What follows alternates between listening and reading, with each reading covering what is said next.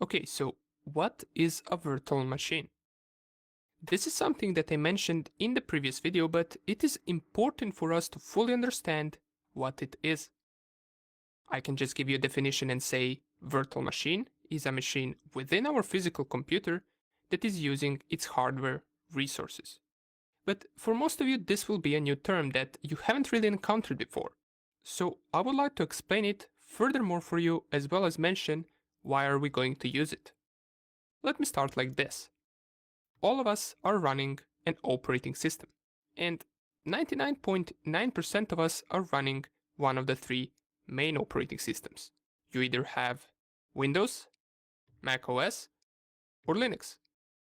Most of you will have Windows or Mac OS. I doubt anyone will be running Linux, but nonetheless, these are the three main ones. But what if we wanted to run two different operating systems on the same machine?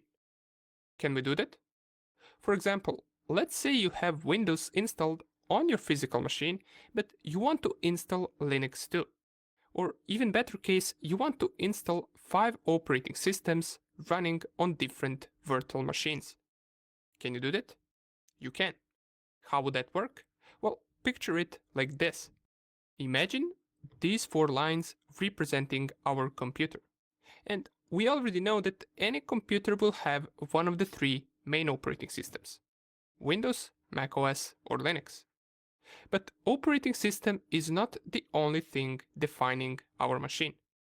Our machine also has its computer parts. We have hard disk, processor, RAM memory, motherboard, and many more computer parts that, with the operating system, make our machine work.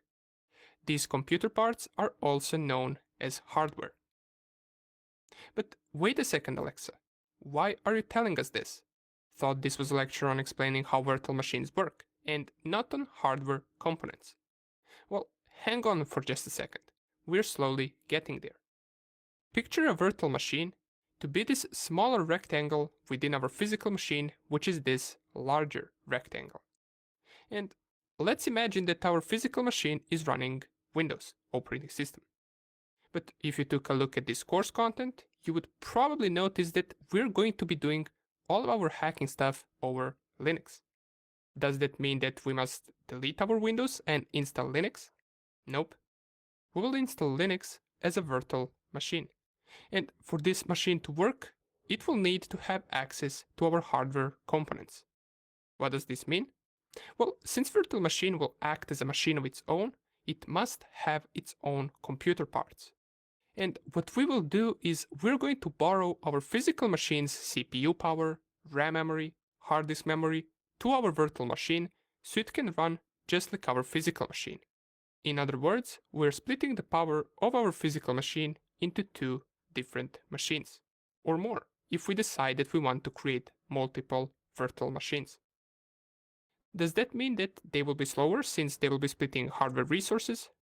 Well, technically yes, but it will not be noticeable for us. However, the more powerful your PC is, more virtual machines it will be able to run effectively.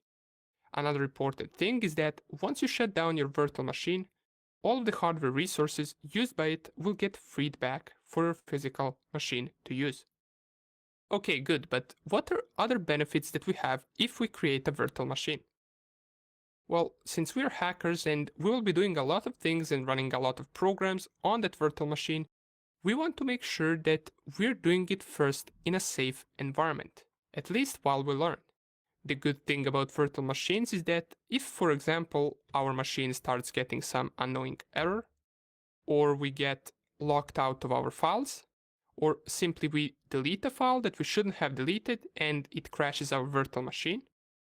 But what if we, for example, get infected by a malware or virus by accident? Or we simply just install the wrong version of operating system, which we don't need. Don't worry, with 2 clicks, we can delete the entire virtual machine with all of its files and it will have no effect on our physical machine. Then we can proceed to create a new one for as many times as we want. We can also create something called a snapshot, which will allow us to save the current state of a virtual machine, and with it, we can revert it back to that state whenever we want. This could be used if we, for example, run into some errors with our virtual machine. Sounds cool, right? Now that we know how virtual machines work and why are we going to use one, you must be wondering, how can we create a virtual machine? Actually, this is pretty easy. All we need are two things. We need an operating system that we want to install in that virtual machine, and we also need something called virtualization software. Now, what is this?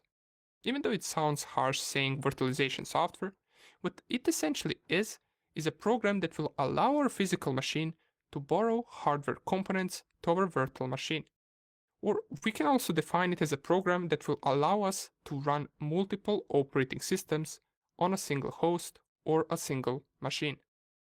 So with these two combined, we can create our virtual machine, and in the next few lectures, we're going to see exactly how to do that. Thanks for watching the See you. video till the end. Please leave your thoughts below so we can discuss more about the topic. If you'd like to suggest a video that could help the community, feel free to message me on X or Instagram. We also share short videos on Instagram, so make sure to follow us there. Feel free to reach out. We'd love to hear from you, and might even create a video based on your suggestion. Thanks again for being part of our community. See you in the next video.